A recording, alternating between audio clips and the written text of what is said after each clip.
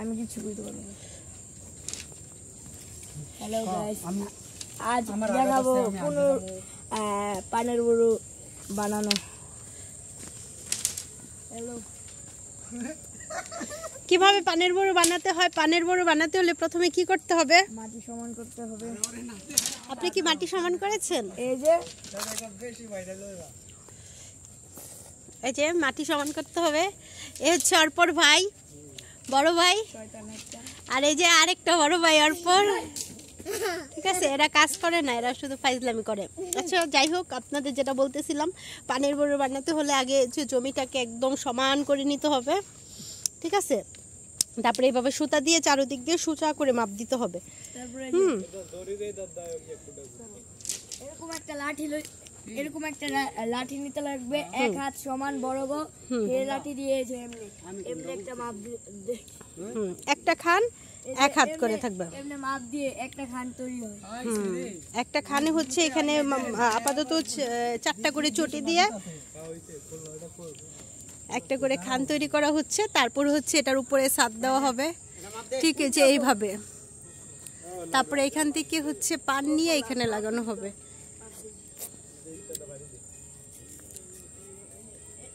ঠিক আছে, চলুন আপনাদের আরেকটু দেখাই। কি করতে হেডাই জানে না, আল্লাহ রাই ভিডিওতে একই গাইতাছে। এই গাইতাছে তোমার কি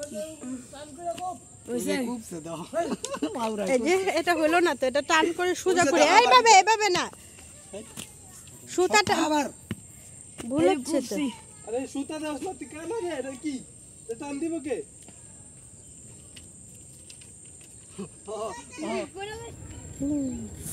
পান গাছ লাগানোর জন্য জমি তৈরি হয়ে গেছে, ওপরে সুন্দর করে চালা দিয়ে দিয়েছে। আর এগুলো এক একটা খান। সব কিছু কমপ্লিট করার পরে বৃষ্টি হয়েছিল, তাই আর পান গাছটা এখনও লাগানো হয়নি।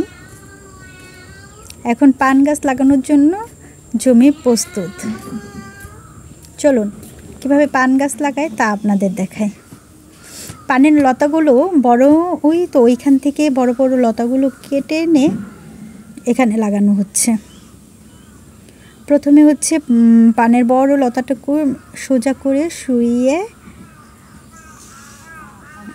চটির সাথে সোজা করে বেঁধে দেওয়া হচ্ছে, আর বাকি শিকড়টা মাটিতে এরকম করে ঢেকে দেওয়া হচ্ছে মাটি দিয়ে। তারপর কিছুদিন পরে ঢাকা মাটি থেকে সুন্দর করে নতুন নতুন পান গাছ জন্মাবে। পান গাছের লতাগুলো যেগুলো পান আছে ওগুলি সহ হচ্ছে চটির সাথে সুন্দর করে সোজা করে বেঁধে দেওয়া হচ্ছে, আর বাকি লতাটা মাটিতে পুঁতে মাটি দিয়ে ঢেকে দেওয়া হচ্ছে। আস্তে আস্তে ওইখানে হচ্ছে প্রথমে হচ্ছে মাটিটা গুলে পেকা মাটির সাথে এই শিকড়গুলোকে মিক্সড করে তারপর হচ্ছে ঝরঝরা মাটি দিয়ে ঢেকে দেওয়া হচ্ছে। কিছুদিন পর সেখান থেকে নতুন শিকড় গজিয়ে পান গাছ জন্মাবে।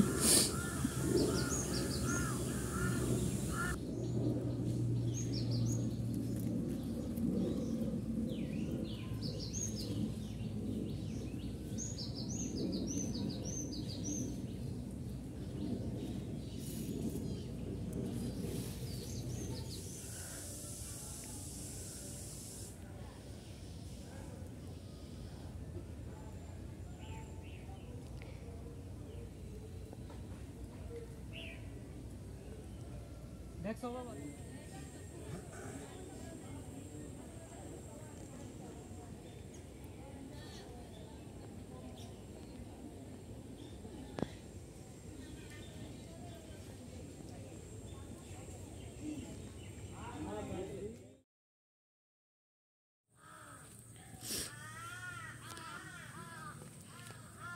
পনেরো দিন পর, 15 দিন তো হইবই পানের বড়ো করছে। 15 দিনে নতুন পান গজিয়েছে গাছ। এরপর এদিক দিয়ে মাঝখান দিয়ে একটা করে চটি দিয়ে দিব, তারপর ওই বুড়োটার মতো হয়ে যাবে। আলাদা আলাদা করে এক একটা গাছ, 4টা করে।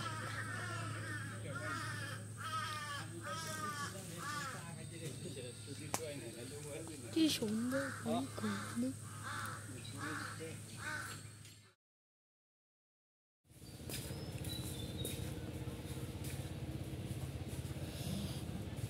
সেই পানের বড়ুটা এখন অনেক সুন্দর হয়ে গেছে, প্রত্যেকটা লতায় লতায় পান হয়ে গেছে। পরে মাঝখানে আরও চটি দিয়ে পানগুলোকে সোজা করে বেঁধে দেওয়া হয়েছে। প্রায় এই অংশের ভিডিওটা প্রায় 6 মাস পর পান গাছের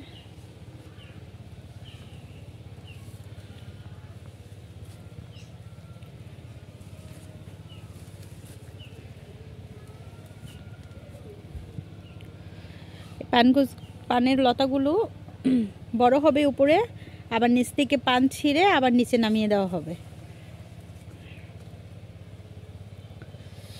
আর এই যে পান গাছের মধ্যে পুঁইশাক গাছ লাগিয়ে দেওয়া হয়েছে, এই উপরে প্রচুর পরিমাণে পুঁইশাক হয়েছে। আমরা অনেক পুঁইশাক খেয়েছি, আর এই পুঁইশাকগুলো খেতে অনেক বেশি মজা হয়।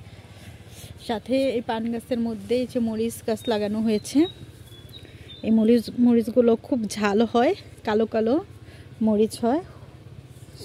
তারপরে এই পান গাছের মধ্যে আরও লাগানো হয়েছে ধনেপাতা গাছ, আদা, হলুদ, আরও অনেক গাছ লাগানো হয় একসাথে। পুঁই শাকের সময় শেষ, তাই পুঁই গাছে ফুল হয়েছে, ফুল থেকে কালো কালো গোটা হবে, বীজ হবে। আর এখানে সুন্দর একটা ধনেপাতা গাছ হয়েছে পানের বড়ুতে। আর মরিচ, এই মরিচগুলো আপনাদের দেখাচ্ছি। এই তো, এটা অনেক পুরনো গাছ, তাই মরিচগুলো এখন অনেক ছোট ছোট। এটা ছিল আগের বড়ুটা। এখান থেকে পান গাছ নিয়ে এখানে লাগানো হয়েছিল।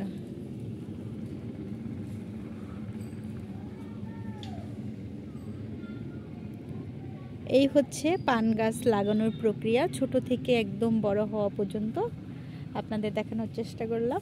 ভালো থাকবেন। আরেকদিন দেখাবো কিভাবে পান ছিঁড়ে পান গুছিয়ে বাজারে বিক্রি করা হয়। সে পর্যন্ত ভালো থাকুন। ধন্যবাদ সবাইকে।